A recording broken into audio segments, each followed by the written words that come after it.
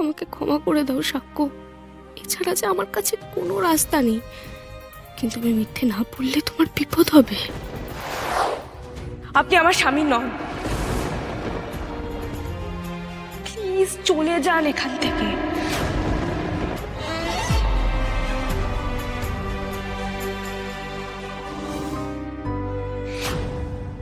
আমি জানি তোমার মনের ভেতর এখন কি চলছে, তুমি কতটা কষ্ট পাচ্ছ আমি বুঝতে পারছি।